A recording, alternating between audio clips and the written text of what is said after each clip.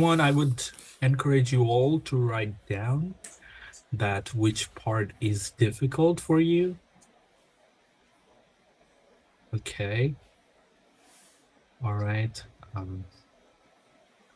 Anybody else? Part 3. Yes, part 3 is everyone. Anybody about part 1? Anybody has problem with part 1? Okay, but part 1 is people, think part 1 is easy. Like, sometimes it is a misconception that people believe that part 1 is like a warm-up, but it's not a warm-up activity. It's the question answer. It's a test. So in part 1, you have to be careful about your grammar too, and how structured and well organized your answer is. So we cannot just take it for granted for speaking part 1. We have to be very careful. It's like not even, you will get questions which are easy, like hobbies. You think, okay, I can answer, but you have to use your grammatical structures well and vocabulary. So yeah, part 1 is important, a vital part of speaking test. Okay, now we are going to talk about collocations. So collocations, let's talk about collocations here. Okay. So anybody can anybody tell me what is a collocation? In the chat box, what is a collocation? Just let's see. Anybody has any idea about collocation? Nobody? What is a collocation? Is it a pneumatic expression? Is it grammar? What is collocation? Nobody? Okay. All right. So let's see what collocations are. Let's move on and okay. Talk natively. Hello, Richard. Okay. Talk natively. Yeah, you can say that native speakers use certain words and they go together. Words go together well. Yes. Okay. All right, let's go to learn. Let's learn what collocations are. Okay. Now let's see what do we have here. Okay. So as you can see in my screen very clearly that oh, can you see? Okay. Yes, you can see now. What is a collocation? So you can see clearly written that collocation is all about the words that naturally go together. You might see the word go together itself a collocation. So word that go together, that is important. That is a collocation. Collocation is all about the words that naturally go together. Okay. Now, next, let's see more examples. Okay. And illustrations. Okay. Now here, you can see examples in my screen. Okay. Yeah. Examples. As you can see here, clearly, that imagine you're making a sandwich. You have bread, you have cheese, and maybe some ham. Yeah, we all like ham. These ingredients just work well together. In the same way, certain words in English have partners they prefer to hang out with. Like we have our friends, we have our partners that we like to hang out with. Just like that, words have partners. So words have partners that they like to hang out with. They go together well, so well, and it sounds so good when the words go together. So that is a collocation. That is a collocation. That words that go together and they sound so well, that is a collocation. So now as you have seen the example, as you have read it. Now, can anybody tell me some examples of collocations? Richard, can you write some examples of collocation? I don't know what you Like, mean about collocation. like words, the words that they go together. You can the words that go together is collocation. Like, for example, okay, if I give you example, that will be the answer. Okay, um, can anybody write it in chat box? Take a shower. Yeah, okay. And what else? And what about have breakfast? Have breakfast, all right. Move on, okay. Move on. It's like more like a phrasal verb. Okay, no problem. Anybody else? Come on. No right answer, no wrong answer. You can write it in the chat box. Examples of collocation to exercise. Good. Yes. Very good, Hannah. Hannah is more active. I would urge all of you to write it in the chat box. Words that go together and sound so well. It's like singing song, right? So when you read a poetry, when you sing a song, you find, you find different words together. Say, for example, okay, all right. Seize an opportunity. Okay, that's good. Very good. Face difficulties. Wonderful. Okay. Okay. Anything else? Pay attention. Very good. Very good. My Dang has given a very good example. Pay attention. Make a decision. Very good. And what else? Okay. All right. I would encourage all of you to write it in the chat box, some collocations. Collocations. Pay attention. Okay, wonderful. It's a very well written answer. Heavy traffic. Wonderful. Heavy traffic. Yeah. We cannot say a difficult traffic. Heavy traffic is good. Cannot say crowded traffic. If I say crowded traffic, it is the same, but it doesn't Traffic sound. jam? Yes, Richard? What Traffic about jam? traffic jam? Yes. Correct. Yes, traffic jam, wonderful example. But as I was saying, crowded traffic, it's okay, it sounds well and it's grammatically correct. But heavy traffic is sounds so good. Sounds so well. It's like a song. So yeah, that is all about collocation, words that go together. Okay, now next. Let's move on to the next part. Collocations aren't just random word pairs. They are the secret sauce that adds flavor to your language skills, especially in the IELTS speaking test. Secret sauce, that is what is secret sauce, Richard? Secret Uh, sauce. is uh, is like two words together. Hmm? Yes, that's a secret sauce. Or you might say like some people like KFC, right? It's like an idiom. Yes, it's like an idiom. I mean, idioms are also, you can make collocations. That's another aspect, but yes. Collocations aren't just random word pairs. They're the secret sauce that adds flavor to your language. So this thing you have to understand here, that IELTS speaking is not that you answer simply.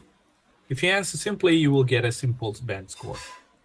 If your answer is not so simple, I mean, I'm not saying that your answer is complicated, but if your answer is like not too poetic, but if your answer has words which are advanced and which go together so well, then that would be great answer. So that's where collocations come. That your how to make your sentences sound so well and to attract more band score. You have to use collocations. Okay. All right. Let's see. Let's see next what we have. Okay, I think we have more people waiting to join. Let me let them. Okay. So now, as you can see in the Recording in next, progress. okay, in the next part, you see how to what collocations improve. So you might wonder that, oh, okay, I'm using collocation, so how can it help me to get a very good band score in IELTS? All right, it can help you in various aspects. Like in the beginning, as I said, that it helps you to build a natural fluency. So what is a natural fluency? What is natural fluency? What is fluency? Can anybody in the chat box write? What is fluency? Talking like American? Is it fluency? Or speaking too fast? Is that Speaking fluency? too fast. Speaking too fast. Yeah, so my friend Richard, you're mistaken. If you speak too fast, you will not get a good score, right? Okay. So you Yeah. have, yes. So it is a mistaken belief that people think or suppose that if you speak faster, you will sound like a native or you're fluent. That's not. Um, so fluency is something where you do not hesitate. You do not hesitate. Hesitate meaning that you do not like, not like that. You you wouldn't take long pauses between sentences. Like my favorite food is noodles. Then you keep a long pause, and then because that happens, that is very natural. Happens. Um, that is not fluent. So yes, talk smoothly, very good. So that is fluency. So when you're good at collocations, fluency will come up like it's like naturally it will come up. So natural fluency is one thing that improves.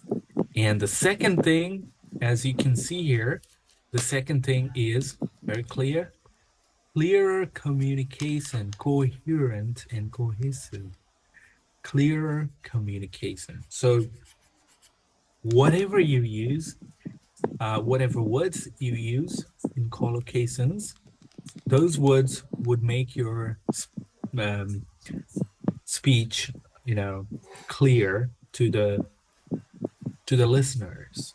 The listeners can understand what you say in one way or the other. So that is clear communication, coherent, like your sentences are coherent. Your the topic that you are communicating or that you are answering, that will be clear, crystal clear. You know what I'm just telling you how it improved. And next I will show you that how they're improving with examples. When you see examples, you will start to believe that yes, from tonight I will work hard and improve my collocations. So, all right. That another is boosts vocabulary. Lexical resource, as I said, if you know various collocations, if you know various words that go together, then naturally your vocabulary increases. Your word stock increases, that you know more words than the others. And you can use those words and the pair of words well. So, of course. So these three things that improve collocation. Okay, now let's go to the next part. Okay, now, okay, next part is grammatical categories of collocation. Okay, grammatical categories. So grammar is important. Grammatical aspect is important in collocation. But I would say do not think about grammar so much here because grammar plays an important part in constructing collocations, but not that much. But I'll touch on this topic like for instance, verb plus noun, noun plus noun, like the words, the pair of words. One word is verb, another is noun, that they go together and they make collocation. And a verb and adjective, like that. So I'll show you some examples that you will believe and you will see that how they look together. Let's see. Okay. Now, first is verb plus noun. So let's see verb plus noun. You see verb, the column of verb and the column of noun. You can see clearly that the verb column here says draw up and noun column says a list. So draw up is essentially a phrasal verb, I would say. So and a noun is a list. So they are collocating. They're joining together, right? So in the past tense, you see, our lawyer drew up a contract. So that is this. Our lawyer drew up a contract for us to sign. So drew up is prepare something. So when you're using the word draw up, a phrasal verb draw up, that is like something official. It's about your government or it's about your office or whatever. So in writing, so it is happening essentially in writing. Another example, pass up, a chance, an opportunity. So you see, pass up collocates with a chance. I didn't want to pass up the chance of seeing Hong Kong, so I agreed to go on the trip. So what is the meaning of pass up the chance? Fail to take advantage of. Okay, that I would not fail to take the advantage of seeing Hong Kong. Okay, so that is pass up the chance. Another example, withstand.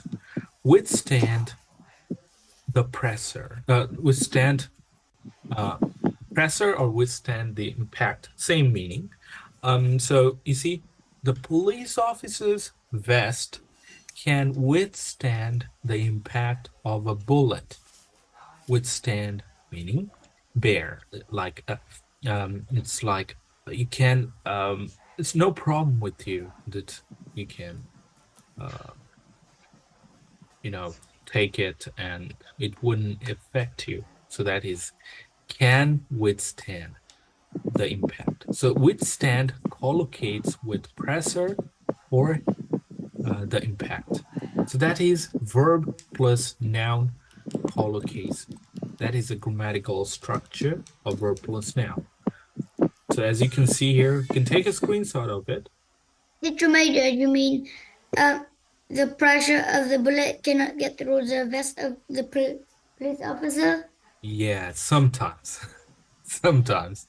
Okay. Yes. I mean, they have more modernized bullets that those bullets can go through. So, yes. So, yeah. But yeah, naturally, that's what we understand here. Okay. Now let's go to the next part. Next part, as we have noun plus noun. Opportunity arise, standards slip. So you see noun. Oh, sorry. What is that? Noun plus verb. Okay, I have made a mistake. Anyway, so it's noun plus verb, not noun plus noun. So here another noun plus verb is opportunity arose, um, and standards slip. As you can see, another example of noun plus verb, that an opportunity arose. So that's a very good collocation. So you can use it when you're speaking, that we are like accustomed to use an opportunity came, but arose, rise, it's more better. It sounds more better. standards So slipped. So that is an standards. important. So yeah. So that's how you can do the collocations. Now let me move on to the next part. I think I have written wrong. Head okay, headings. All right. Let's see. Adverb and adjective. So that is an important part. I mean that this collocation is very important too, because if you watch movies, you might see that in some American movies that they use this kind of collocations. Um, okay, so that is adverb plus adjective collocation. As you can see, okay, Absolutely brilliant. this Incredible one. talent. Um, Must um, be resilient. okay, can anybody spot the collocation in first sentence? The article provides an intensely Intensely personal. personal account. Okay, that's very good, Richard. So intensely personal account. So that's a very good verb plus adjective collocation. And here, that is another one is very easy. That is Joe's sister was a stunningly attractive woman. Stunningly an attractive woman. So that's how an adverb collocates with an adjective. So also you can see some adverbs here and adjectives. Absolutely brilliant, incredibly talented, remarkably resilient, and deeply grateful. So these are very common adjective plus adverb collocations that people use in their speaking. I mean, in American English, these collocations are very commonly used, very commonly. So yes, so these are some adjective, adverb plus adjective collocations. Okay, let's move on to the next part. Um, Okay. Some important collocations. Okay, before coming to some important collocations, now I think all of you have a fair idea about collocations. Um, can anybody write in the chat box some collocations that let's say adverb using adverb. Can you write any collocations using adverbs in the chat box? Okay. All right. I would encourage all of you to write some collocations in the chat box. Okay. Exceptionally good. Very good. Ming Bao. Exceptionally good. Get itchy feet. Yes, that's a like a idiomatic expression. Very good. So here, let's look at some collocations here, and let's try to um, find. Okay, yes, have a stopover, as you can see. So the collocations, a thirst for adventure. So when you use words like a thirst for adventure, it sounds idiomatic. It's an idiomatic expression. You're saying thirst. I mean, if you think like uh, realistically, I would say you don't have a thirst. You thirst for water. You don't have thirst for adventure. So it makes it idiomatic. A thirst for adventure. Okay. Congratulate somebody warmly. Yes. Very good. That is these are collocations. You can take a screenshot of my screen here. Contain my excitement, that I cannot control my excitement. Contain excitement is more better choice of word. Arduous journey. So arduous journey. What is arduous journey? Can anybody tell me arduous journey? Anybody arduous journey? What's the meaning of it? Very tiring. Not really boring, but intensely um, how can I say? The stuff like stuff that's so intensely and tired, Sorry. not too boring. Okay. A journey which is very difficult. I mean, physically and mentally. Not boring, but a journey where you can, which can make you sick. Yes, very good. It's taxing. Taxing is another. Okay. Taxing is which is forthcoming, which is, yeah. Arduous journey is very difficult journey, both physically and mentally, which can make you sick, heartbroken, not heartbroken, but sick. So that is one. Another is you can see I should have broken the journey somewhere. Broken the journey meaning you can just take a break and then you start it again. Um, like a stopover and do the sides, put me on standby. These are very common words that you can low cost airline. So you see another collocation that we often use, low cost airline. And I went trekking. Um, the guy took us off the beaten track, and I felt like intrepid explorer and explored wilderness, sense of adventure. There was a real sense of adventure, very common, very common collocations, I would say.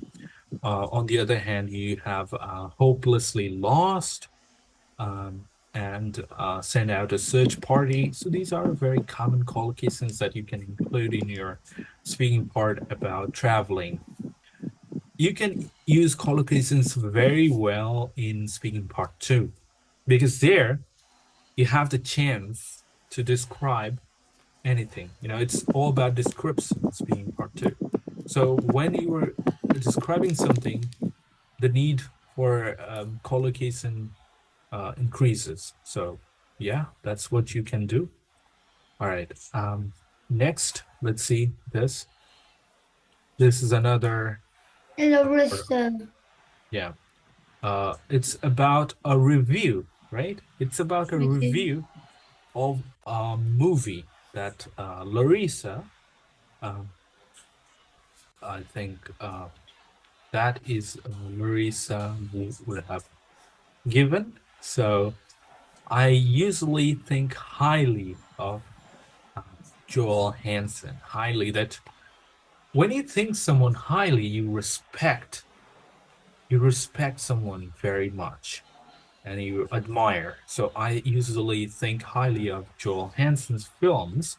This one based on a novel by Sliven is a dismal failure. It's like sad uh, failure. You can say all-star cast. You see all-star cast. It's like uh, in the movie you have all the famous actors, I think. Uh, the film didn't hold my attention. Didn't hold your attention. The film didn't hold my attention. You see the collocation, the magic of collocation here. It cannot keep your collocation, keep your attention. Sorry, can't keep your attention. So that is hold my attention and lasting impression. But it made a lasting impression. I was a college student when I read it. It made a lasting impression. Lasting impression, like something that you cannot forget. Another, it fired my imagination more than any other book has ever done. It just helped you to imagine a lot, like gave you opportunity to imagine. So yeah, awakened my interest that you can understand these words very well, that it um, give you it made you more interest in certain things, like you see here, awaken my interest in Russia. Now create the atmosphere of Leningrad. You see, the film, however, simply failed to create the atmosphere of Leningrad, create atmosphere to to show what happened in there in the past, to make it look like the real place, to create the atmosphere of Leningrad. You see, these are also these collocations would really help you to answer all the parts, as I said. Um, Part two is more because part two requires um, more explanations, more descriptions. So yes, and in part three, of course, when you get questions like, "What do you think about this? What what would happen if this thing happens?" So there, you can use collocations. So all the way you can use collocations. All right. Um, Next, let's see. Next, more important collocations. You can see. So this is a description of somebody's hometown. You see, very simply yet poetic. You see. Well, I did it. I moved into town. I must say, I don't miss the rustic charm of life. In the back of beyond, for some people, my old village is a rural ideal. So, but for me, it was always a quiet backwater in the middle of nowhere. So these words speak a lot. Um, where I was bored rigid. You see, bored rigid. It's a very simple collocation. Uh, and you see there more collocations that I love everything about it. Um, the the what the crowded street, uh, the hectic pace of life, hail a taxi. So these are very common. Of yes, yes, as my writes in the middle of nowhere, right? Of course, far flung off the beaten track. Very nice. So these collocations would really help you to you know to gain a good hold of your um, to gain a very good hold of your lexical resource in IELTS and also the other parts. Yes, hectic. Yes, hectic life. It's I love everything about it. Uh, Hectic life and crowded streets. Right, very busy. So yeah, hail a taxi. Hail a taxi. It's like catch a taxi. So that's what you get. Maybe it's a maybe it's an informal word to say hail a taxi, but it's good. You can use it in your collocations, in your answer. So that is another example. Okay. So you can use those collocations in your um, speaking very well and very poetic. Okay. So yes, so that is about our collocations for example, in our speaking test, we can use these collocations to improve our score, and also it will help you to form structures, sentences. For instance, students have this, I would say, I wouldn't call it a habit, but it sometimes happens that we are lost of words. We cannot find words to describe more. So if you know collocations more, that it will naturally help you to extend your sentences and also ultimately extend your answer. For instance, if you see an example here, I don't miss the rustic charm of life. So when you're saying I don't miss the rustic charm of life, that you're describing your village, your hometown. That I don't like rustic charm of life. For example, you can start with for example. I don't miss the roads and the whatever. You can just use more to describe. For instance, you can make these collocations as your, for instance, your main ideas of your sentences in speaking part one. Sorry, speaking part three. So put forth a main idea, and then your main idea is backed by supporting sentences with more details. So, like for example, you can see that here this person has done very well. That I've only been in town a week, but I love everything about it. The crowded streets, the hectic pace of life, the fact that you can get a cappuccino or hail a taxi at 2 in the morning. So that is extension of your sentence that you're describing more and saying it in detail. You can do that in your answer, in your description, I would say. So it's a very important aspect that you must learn in details that how collocations might improve your answer. And not only that, uh, when you answer, you just give simple collocations. Simple collocations wouldn't attract the examiner, like wouldn't attract their attention that much. But when you say like rustic charm, when you say like a quiet backwater, that would attract their attention. That they would be forced to give you a very good score on it based on your collocations and sentence structures. So of course, I think that you must learn in detail to incorporate these collocations uh, in your speaking part. And on the other hand, there is another aspect that I must say. In writing, collocations can be included, but you have to be formal. You cannot informally write collocations in writing part. Because one informal collocation that you put there, it would cost you spend scores in writing.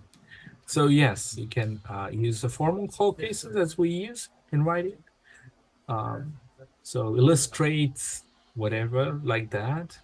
So yeah, so these things are of importance, I would say, in your answer. So if we go back here, we can see that how these collocations are advanced and how they attract your attention immediately. That when you hear or when you listen or when you come across these words, it attracts your attention. It attracts immediately. Like it fired my imagination. Whenever you say that, it has an importance of itself, of the sentences. So yeah, I think these collocations play a vital role in you know increasing and also helping you helping you to get a very good band score.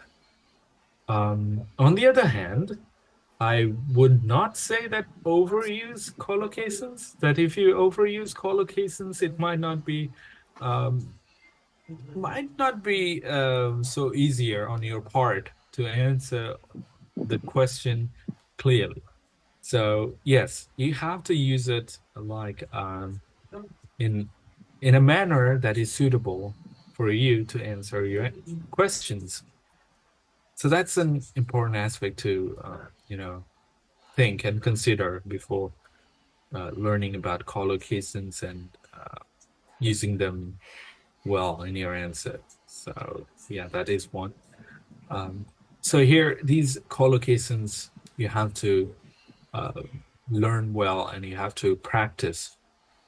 For example, as you can see, these collocations, these are advanced collocations. You cannot just memorize. I mean, do not memorize. They will come naturally. For instance, if you practice and if you know about them, there is a way that you can you can ask me that, how can I remember these collocations? Yes, that would be a great question to ask. The answer to it would be like, for instance, you have to practice collocations, and when you have done it, then you have to review it. So the thing is, we call it in teaching, we call it drilling. You have to drill it. You have to uh, go through what you have learned. That's how it will come up naturally. That when you form sentences, it will come up naturally. On the other hand, if you try to memorize, then it will be a disaster, a great disaster, I would say. So reviewing, drilling, repeating, these are the ways to remember these collocations to answer. I mean, collocations to use in your speaking part. So that's what I would ask all of you, that practice and then go back and look at it, what you have practiced, and make a habit of practicing like that. That is one aspect. Another thing that I would like to tell you all, that I know that most of you don't like to read books, but if you read books, if you read articles, English, I mean, of course, English books and articles, try to spot collocations. In books, in English books, you will find different collocations, and collocations of great importance, collocations of great varieties. So when you spot a collocation, when you find a pair of words that might seem to you as a bit odd or a bit poetic, just underline it, write it in your notebook. You can discover collocations in the books. So that's a very good way. So I would also ask you to, do this thing, make a habit of this thing, like underlining keywords, underlining collocations in your books, in your, for instance, in your articles that you read in the internet. That will help you to learn new collocations, and very well, that you would improve. So that's what you need to do to, keep a stock of collocation. Collocation is one of the foundations of, speaking well in IELTS, I would say. It's great and strong foundation, I would say. All right, so we are moving to the next part, that is Q&A session. That if you have any questions about anything like IELTS speaking, it may be about collocations primarily, but apart from collocations, you can ask me anything about IELTS. Yeah, so your time starts now. Any questions that you have can yeah, sorry, okay, no problem. I would do it. Okay, here you can take a screenshot, and any questions, if you have, can ask me. You cannot get a good score without collocations. I can assure you that. That is a primary thing. Okay. Anybody else? Any questions on collocation or IELTS? Anything? Teacher Major, Yes. why is everybody is putting his screen off?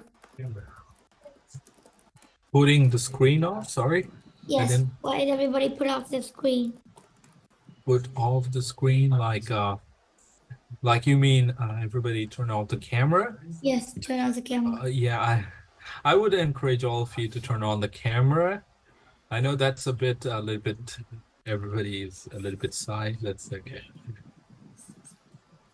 Yes, of course, Mingbao, I would say there are some materials to learn collocation, some books from Cambridge, I would say.